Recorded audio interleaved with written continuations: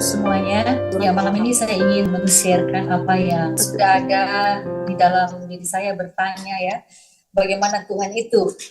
Nah, apakah kita dapat mengenal dan memahami Tuhan? Dulu ketika saya masih aktif dalam satu organisasi keagamaan, saya pernah bertanya, bagaimana sih Tuhan itu? Nah, bagaimana cara memahami atau mengenal atau mengetahui Tuhan itu? Nah, wah, sangat sulit rupanya karena kita mau memahami Tuhan yang tidak terbatas itu dengan otak kita, dan saya rasa sangat sulit sekali. Dan memikirkan Tuhan itu kayaknya nggak nyampe gitu, apalagi mau memahami Dia. Tetapi saya tetap berpikir itu tentang Tuhan. Nah, kan hubungan otak dan jiwa kita manusia di dalam mengenal dan memahami Tuhan. Seperti ayat yang tadi sudah saya sebutkan di dalam 1 Korintus 2 ayat 11, bahwa apakah yang tahu apa yang terdapat dalam diri Allah itu selain Roh Allah itu sendiri. Jadi begitu aja Pak, mohon penjelasan. Iya, bahwa yang pertama Allah menciptakan langit dan bumi, kita tahu itu ya. Lalu kemudian di dalam langit dan bumi yang baru ini, di atas tanah ini Allah menciptakan manusia. Dengan cara bagaimana? Yaitu dia mengambil tanah, membentuk tanah itu sebagai tubuh manusia itu, dan dia memberikan nafas hidup ke dalam tubuh yang sudah dibuat itu, dan kemudian terjadilah yang disebut dengan living soul, jiwa yang hidup atau makhluk hidup. Di dalam LAI, Alkitab Indonesia itu diterjemahkannya sebagai makhluk hidup, tetapi kalau bahasa Inggrisnya itu living soul. Jadi ada unsur jiwa di dalam tubuh itu. Nah, dengan jiwanya inilah dia mengakses seluruh isi dunia ini. Tentu saja kita harus tahu bahwa ketika Allah membangun tubuh ini, itu terdiri daripada organ-organ yang ada. Apakah itu ginjal, paru-paru, dan termasuk otak. Sehingga waktu dia memberikan tubuh ini jiwa yang baru itu, maka jiwa ini bukanlah organ itu. Jiwa ini adalah satu unsur lain yang akan mempengaruhi organ-organ yang ada. Salah satu organ yang ada itu adalah otaknya dia. Dengan jiwanya ini, dia mengakses isi dunia ini. Jadi manusia itu mengakses isi dunia ini bukan dengan otak. Karena ingat, otak itu hanya organ. Otak itu organ, tetapi dia mengakses dunia ini dengan jiwanya yang warna putih ini. Jadi ketika Allah menciptakan manusia, manusia ini belum berdosa. Makanya gambarnya saya bikin sini putih. Nah, dia mengakses dunia ini, termasuk ketika dia melihat buah pengetahuan tentang yang baik dan yang jahat itu, dia mengaksesnya dengan jiwanya. Sekali lagi, otak itu adalah organ tubuh. Ketika kita mati, maka otak kita juga ikut mati. Jadi waktu orang kaya yang kita sering ceritakan dengan Lazarus itu, ketika dia mati, otak dia pasti mati. Tapi di dalam keberadaan dia di alam maut itu, dia bisa berkomunikasi dengan Allah, dia bisa berkomunikasi dengan Abraham, dia bisa berkomunikasi dengan lingkungan dia di dalam alam maut itu. Dan dia punya daya ingat. Nah, daya ingat ini tentu saja bukan di otaknya. Daya ingat ini adalah di dalam pribadi orang itu sendiri, di dalam jiwanya, karena jiwa itu adalah pribadi orang itu. Jadi jangan terkecoh bahwa daya ingat kita atau hal-hal yang kita pikirkan itu adalah di otak. Tidak, itu bawaan jiwa, itu adalah diri kita sendiri sebelum ada di otak. Jadi dengan kata lain, kita ini, jiwa ini mengakses seluruh dunia. Kita lihat dengan kita punya kacamata jiwa. Nah, ketika Adam dan Hawa belum berbuat dosa, tentu saja mereka mengakses dunia ini dengan jiwa mereka yang tanda kutipnya belum terkontaminasi dosa. Namun ketika dia mulai melihat pohon pengetahuan baik dan jahat, dan dia mulai menyenangi hal-hal yang tanda kutipnya dilarang Allah itu, kita tahu melalui bujukan iblis, melalui keterangan iblis, dia mengakses informasi dari iblis. Itu mempengaruhi jiwanya, maka kemudian dia berdosa. Ya, terjadi perubahan di dalam jiwanya yang tadinya tanda kutipnya belum terkontaminasi oleh dosa, yang tadi saya gambar putih, sekarang terkontaminasi oleh dosa. Jadi jiwanya itu dipenuhi oleh dosa.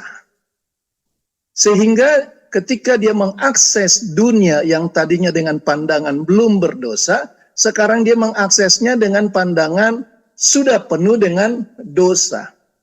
Jadi ada perubahan di sini. Pola melihat dunia ini sudah melihatnya dengan dosa. Termasuk ketika dia berhubungan dengan Allah, itu seluruh pemikiran dia juga berada di dalam dosa. Karena lagi pikiran itu bukan otak. Pikiran itu adalah jiwa kita sendiri. Otak sendiri. Ya. Otak itu di mana juga memiliki kemampuan untuk menyimpan informasi. Tetapi otak ya otak, jiwa ya jiwa. Itu dua hal yang berbeda. Nah, sekarang karena dia sudah dipenuhi oleh dosa, maka pikirannya, maka otaknya terjadi perubahan. Isi otak itu lama-kelamaan disesuaikan dengan kegelapan. Karena itu adalah dunia kegelapan yang dipikirkan. Makanya saya gambarkan di sini otaknya berubah menjadi gelap. Sampai kapan? Sampai ketika Roh Allah menerangkan kepada dia hal-hal rohani. Jadi harus ada Roh Allah yang menerangkan, ada Roh Allah yang memperlihatkan suatu dunia yang lain, yang tidak pernah diakses oleh jiwanya, yang tidak pernah diakses oleh otaknya. Sekali lagi, otak itu bukan jiwa. Otak itu hanyalah bagian organ manusia yang bisa menyimpan informasi. Tetapi informasi itu selalu datang dari jiwa, karena jiwalah yang mengakses seluruh alam semestanya dia. Apa yang dia dengar, apa yang dia lihat, apa yang dia rasakan, dan apa yang dia kecap, dan semuanya. Ya, yang semua dia rasakan itu, yang dia lihat itu masuk ke dalam jiwanya dia, mempengaruhi jiwanya. Apakah itu kemudian tersimpan di dalam otak atau tidak, itu bukan menjadi masalah. Bukan semua yang dia akses itu ada di dalam otak. Tetapi apa yang dia akses itu semuanya ada di dalam jiwanya dia. Namun sebagian daripada itu bisa ditaruh di tanda kutipnya di dalam otak. Karena otak itu kan hanya organ. Ketika kita mati, jiwa kita terpisah dari tubuh, terpisah pula dari otak. Jadi kita bisa melihat bahwa ada tubuh dan juga ada jiwa. Di situ ya. Dan ketika Allah memberikan rohnya kepada orang yang percaya, mereka dilahirkan baru, maka mereka sudah menjadi baru. Tetapi perhatikan di situ saya tidak merubah gambarnya. Karena kenapa? Karena baru roh Allah yang ditaruh, baru benih Kristus yang ditaruh di situ. Belum terjadi perubahan pada jiwanya. Belum juga terjadi pada pengetahuan di otaknya. Belum terjadi interaksi. Sampai dia menyadari akan suatu kehidupan yang baru di dalam dia. Tentu saja kesadaran itu tidak datang dari dunia, tidak datang dari dunia sini. Jadi kesadaran itu ada di dalam spirit. Spirit itu, roh itu ada di dalam jiwa kita, di dalam batin kita. Roh tidak berbicara melalui dunia, roh berbicara melalui jiwa. Jadi dia tidak diakses oleh indra-indra manusia. Berarti kan tanda panahnya ini dia mengakses dunia. Jadi ada yang dia akses melalui dunia dan ada roh di dalam sini. Roh di dalam sini tidak diakses oleh dia melalui dunia. Nah, sampai kapan? Sampai dia menyadari ada suatu kehidupan yang baru di dalam dia. Jadi ini kesadaran jiwa. Karena lagi bukan kesadaran otak. Kenapa belum kesadaran otak? Karena otaknya ini belum pernah mengakses atau jiwanya sendiri belum memberikan informasi kepada otaknya itu bahwa ada kehidupan baru. Tapi jiwanya ini harus merasakan, harus mengalami, harus memahami akan kehidupan yang baru itu dulu. Baru bisa otaknya. Jadi otak itu belakangan. Ketika jiwanya menyadari akan kehidupan yang baru itu ada, maka terjadilah interaksi antara jiwanya dengan otaknya. Semakin dia menyadari, semakin dia memahami, semakin otaknya juga dipenuhi dengan informasi-informasi yang berasal dari roh, maka jiwanya itu akan semakin mengenal akan roh itu. Makanya di sini saya gambarkan warna merah sudah mulai menyebar, tetapi perhatikan di situ bahwa yang birunya masih tetap ada. Jadi jiwanya itu masih mempengaruhi sehingga dia mengakses, terjadilah pergumulan di sini, dia mengakses, masih tetap mengakses hal-hal yang dari dunia ini sebagai dia punya kehidupan, tetapi juga dia sudah memiliki roh yang juga dia mengakses roh itu dari jiwanya. Jadi terjadi dua akses ini. Sampai kapan? Sampai dia tidak lagi mengakses kehidupan dia, tanda kutipnya, melalui hal-hal dunia.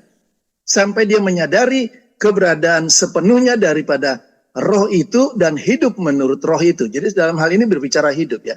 Saya tidak berbicara tentang mobil, saya tidak berbicara tentang rumah, tidak berbicara tentang benda-benda yang dalam dunia ini. Tetapi elemen-elemen dunia yang mempengaruhi jiwa kita, hidup kita. Nah, sampai di sini, inilah pada kebanyakan orang yang sudah lahir baru di awal-awal. Sampai mereka menyadari bahwa mereka memerlukan pembaharuan pikiran. Pembaharuan pikiran itu di dalam jiwa, bukan di dalam otak. Sekali lagi, pembaharuan pikiran bukan di dalam otak, bukan dalam pengetahuan-pengetahuan yang ada di otak, tetapi di dalam jiwa. Perlu terjadi pembaharuan pikiran.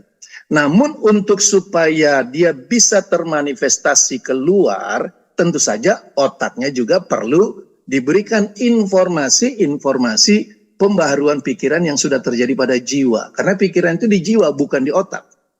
Tetapi otak menyimpan informasi-informasi yang diperlukan supaya apa? Melalui otak itulah organ-organ tubuh itu digerakkan. Supaya kita bisa berbicara, apa ayat-ayat. Kenapa? Ayat-ayat itu kan kita dapatkan juga di dalam otak. Kita mengakses ayat-ayat di situ dan seterusnya. Namun kalau otak tidak berfungsi, tetapi kan jiwa itu sudah mengenal kehidupan yang baru itu. Jadi bukan soal otaknya di situ, tapi yang terpenting jiwanya. Hanya di dalam memanifestasikan jiwa itu otak diperlukan. Karena itu dalam rangka bisa berinteraksi dengan orang-orang atau keberadaan kita yang ada dalam dunia ini. Nah, semakin dia mengakses roh ini, maka semakin dia dipenuhi oleh Roh Kudus. Atau dengan kata lain, dia semakin hidup sesuai dengan Kristus, sesuai dengan pikiran Kristus yang selama ini menjadi pikirannya dia. Sehingga dia tidak lagi mengakses hal-hal duniawi. Kehidupan dia bukan lagi hal-hal duniawi, tetapi sudah sepenuhnya Kristus. Nah, ketika dia sudah seperti ini, maka tentu saja terjadi pembaharuan di dalam informasi-informasi yang ada di dalam otaknya dia. Dia mengganti informasi-informasi itu, dia menghilangkan informasi-informasi yang ada dalam dunia sebelumnya tentang kehidupan dia, sekarang dengan Kristus. Ini yang terjadi sebenarnya di dalam keberadaan kita sebagai orang yang percaya. Orang yang tidak percaya pasti tidak memiliki roh, jadi pasti tidak akan ada pembaharuan pikiran. Orang yang tidak percaya dia cuma seperti ini, ya. Dia hanya sama seperti ini, hanya punya hubungan dengan dunia, dia tidak bisa mengakses roh. Tadi sudah dikatakan bahwa kita tidak bisa mengakses Allah. Kenapa? Karena pemahaman Allah itu tidak didapat dari dunia, tidak didapat dari sekolah-sekolah teologi, tidak didapat dari diskusi-diskusi SOM, diskusi-diskusi termasuk Zoom KYM ini, tidak didapat dari situ mengenai Allah. Kita bisa mendiskusikan Allah yang sudah kita pahami dalam jiwa kita. Tetapi sekali lagi, Allah itu harus diungkapkan di dalam batin, di dalam jiwa. Namun selama Allah yang diungkapkan dalam batin jiwa kita ini tidak pernah kita hidupi, maka tidak pernah menjadi kehidupan bagi kita. Artinya jiwa kita ini tetap mengakses hal-hal yang duniawi. Dan kita tidak mengganti pola berpikir kita, termasuk informasi-informasi yang ada di dalam otak kita, maka kita tidak pernah akan bisa Kristus itu dinyatakan. Kita tidak akan bisa memanifestasikan Kristus. Tidak akan. Jadi itu hal yang kalau menurut saya yang sebenarnya sudah dinyatakan oleh para rasul dan para nabi-nabi. Bahkan Tuhan Yesus sendiri juga sudah menyatakan hal itu. Kan perlu terjadi pembaharuan pikiran, perlu terjadi tanda kutipnya pergantian kehidupan. Jadi kita tidak bisa hidup dengan yang kita hidup punya Kristus, tetapi kita hidup dengan yang lama. Maka Kristus itu tidak akan menjadi kehidupan bagi kita. Oke, Bu. Ya,